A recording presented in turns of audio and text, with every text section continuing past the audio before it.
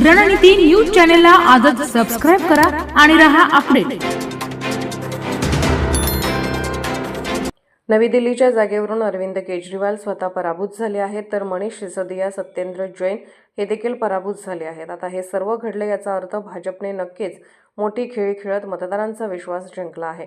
परिणामी जनतेनेही भरघोस मतदान त्यांच्या बाजूने केल्याचे दिसून आले आहे।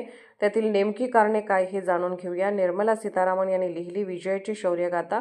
आता भाजपच्या या मोठ्या विजयामागे अनेक कारणे आहेत, पण एक निर्णय असा आहे की जो गेम चेंजर मानला जात आहे। हा निर्णयही दिल्लीतील मतदानाच्या अवघ्या 100 तास आधी घेण्यात आला।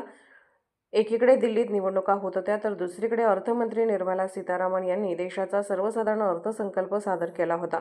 2014 नंतर सर्वात मोठी घोषणा यावेळी या अर्थसंकल्पात करण्यात आली। त्यातील 12 लाखापर्यंतच्या उत्पन्नावर कोणताही कर जाहीर केलेला नाही। आता या निर्णयाने सगळी समीकरणच बदलून गेली आहेत। एक्झिट पोलनेही दाखवून दिले आहे, असा विश्वास सर्व तज्ज्ञांनी व्यक्त केला आहे।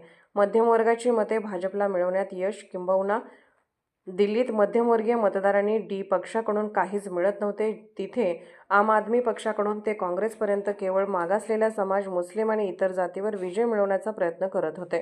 हा मध्यमवर्ग कोणालाच दिसत नव्हता, मात्र यावेळी भाजपने या मध्यमवर्गाला लक्ष्य केले आहे। परिणामी दिल्लीत भाजपच्या बाजूने जे वातावरण निर्माण झाले आहे, त्यात मध्यमवर्गाचा महत्त्वाचा वाटा असल्याची साक्ष आकडेवारी देत आहेत।